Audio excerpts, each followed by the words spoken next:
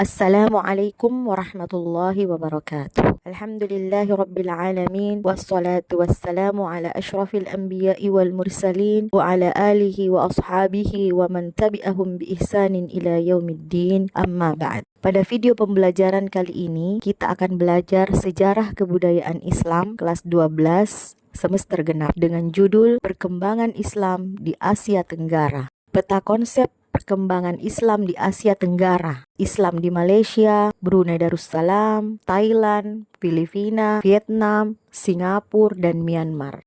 Islam masuk ke Asia Tenggara melalui jalur perdagangan, dakwah, dan pernikahan. Peranan pedagang Arab, Persia, dan India sangat penting dalam penyebaran Islam. Para ulama dan mubalik dari Timur Tengah juga memainkan peran penting dalam mengajarkan Islam. Islam memiliki pengaruh besar terhadap budaya, hukum, pendidikan, dan kehidupan sosial di Asia Tenggara. Perkembangan Islam di Malaysia. Islam masuk sekitar abad ke-13 melalui pedagang Gujarat dan Arab. Kesultanan Malaka berperan besar dalam penyebaran Islam yang kemudian diteruskan oleh Kesultanan Johor dan Kesultanan Perak. Pendidikan Islam berkembang pesat dengan adanya madrasah dan sekolah Islam yang modern. Hukum Islam diterapkan dalam berbagai aspek, terutama dalam hukum keluarga dan syariah. Festival Islam seperti Hari Raya Idul Fitri dan Idul Adha sangat diperingati. Perkembangan Islam di Brunei Darussalam. Islam berkembang pesat sejak abad ke-14 dengan berdirinya Kesultanan Brunei. Sultan Muhammad Shah menjadi pemimpin pertama yang memeluk Islam dan menetapkan Islam sebagai agama resmi negara. Brunei memberlakukan hukum syariah dengan berbagai aspek kehidupan. Institusi keislaman seperti Majelis Ugama Islam Brunei mengatur kebijakan Islam di negara ini. Masjid-masjid megah seperti Masjid Omar Ali Saifuddin menjadi pusat keagamaan utama.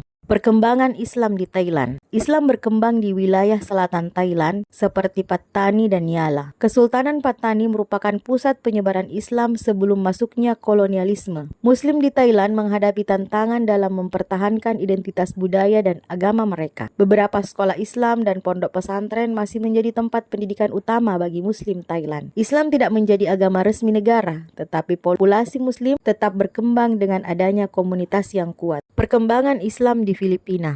Islam masuk ke Filipina pada abad ke-13 melalui pedagang Arab dan Melayu. Kesultanan Sulu dan Kesultanan Maguindanao memainkan peran penting dalam penyebaran Islam. Mayoritas Muslim berada di wilayah Mindanao, Sulu, dan Palawan yang masih memiliki hukum adat Islam. Pemerintah Filipina mengakui hukum Islam dalam aspek tertentu di wilayah Muslim. Masjid-masjid dan madrasah terus berkembang meskipun terdapat tantangan dari mayoritas Kristen di negara tersebut. Perkembangan Islam di Vietnam. Islam di Vietnam tersebar di kalangan suku Cham yang memiliki hubungan erat dengan Kesultanan Melayu. Muslim Cham hidup di daerah An Giang dan Ninh Thuan, serta memiliki masjid dan komunitas Islam sendiri. Sebagian besar Muslim Cham bermazhab Sunni dan memiliki tradisi Islam yang unik. Populasi Muslim di Vietnam sangat kecil, tetapi tetap mempertahankan identitas keislaman mereka. Perkembangan Islam di Singapura. Islam masuk melalui pedagang Melayu dan Arab sejak abad ke-19.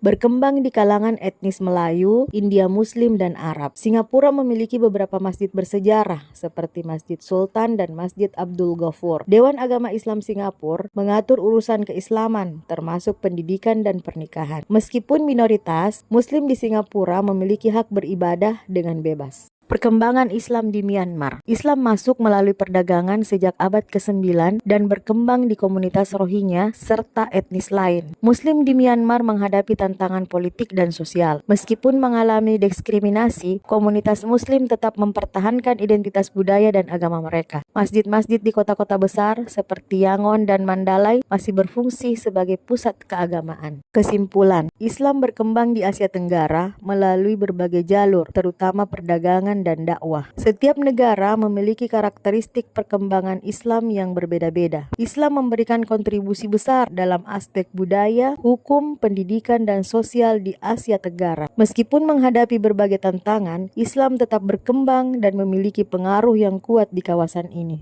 Alhamdulillah, selesailah pembelajaran kita pada kesempatan ini. Jazakumullahu khairan. Wassalamualaikum warahmatullahi wabarakatuh.